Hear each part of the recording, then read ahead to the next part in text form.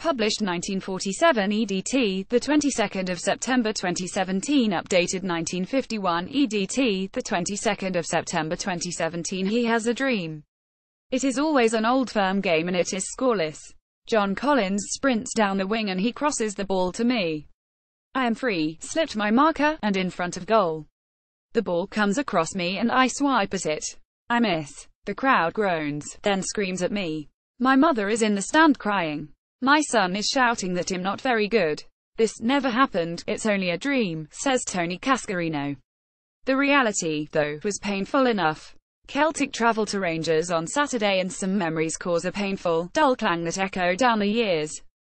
Tony Cascarino scored one of his 4 Celtic goals in an Old Firm derby. Drew Anthony Guy Cascarino, born 55 years ago in Kent, played for 4 clubs that have won the Champions League, European Cup: Chelsea, Aston Villa, Celtic and Marseille.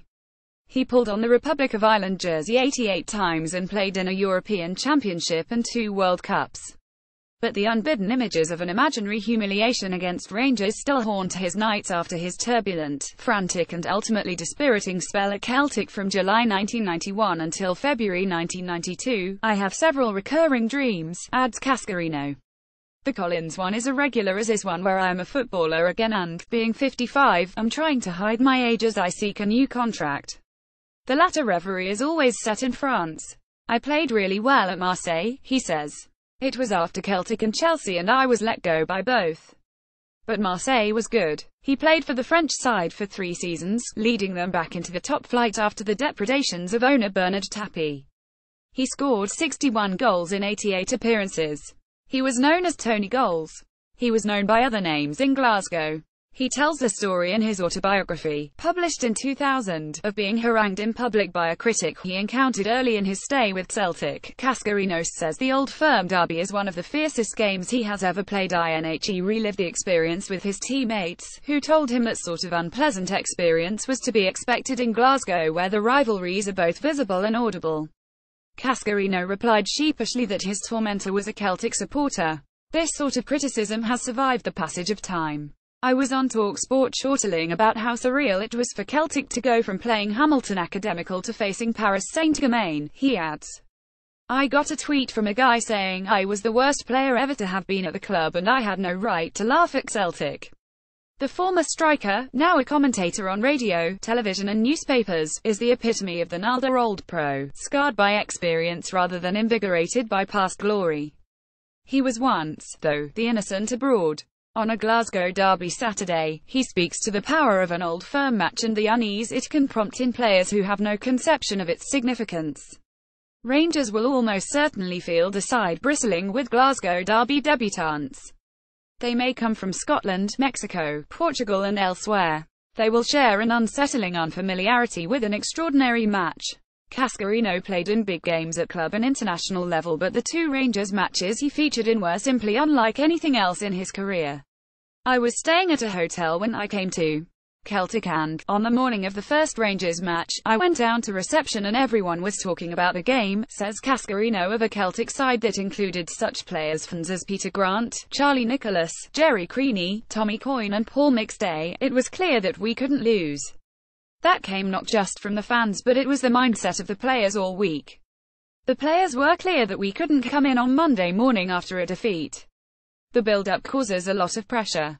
Everyone knows that defeat is not an option. But it was the hatred that shocked me. There is no other word, trust me. It was not just among the fans, but it seemed to infect the players, too.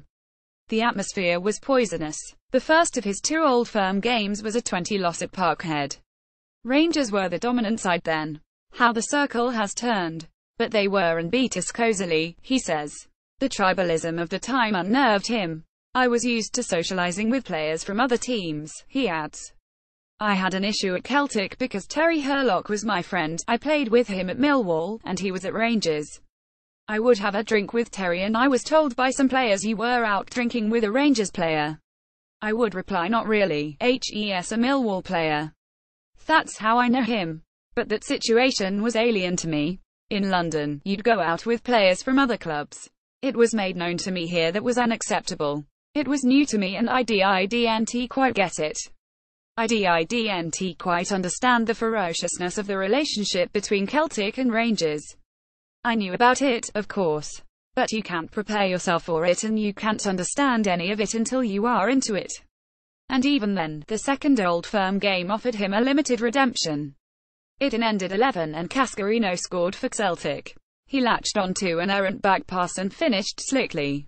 This confident, emphatic moment was in contrast to generally tentative performances that yielded just 4 goals for the club. He is blunt and unforgiving about his time at Celtic.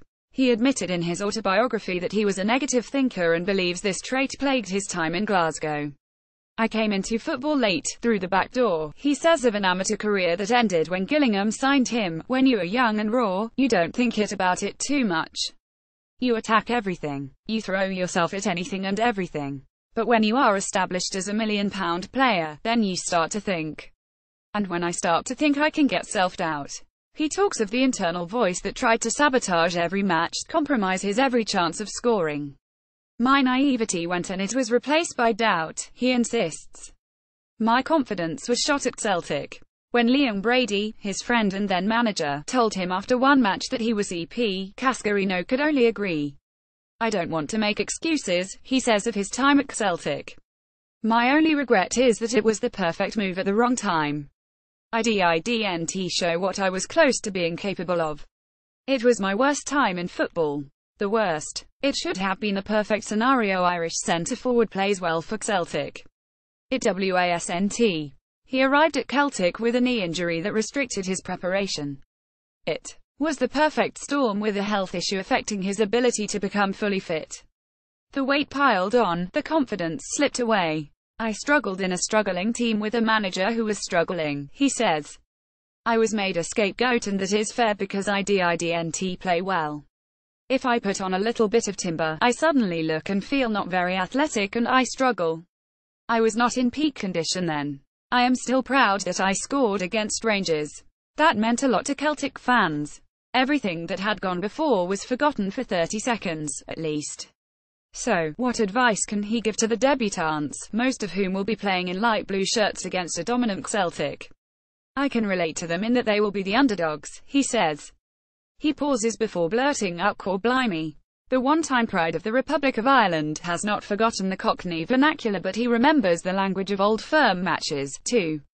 I would say don't even think of enjoying it.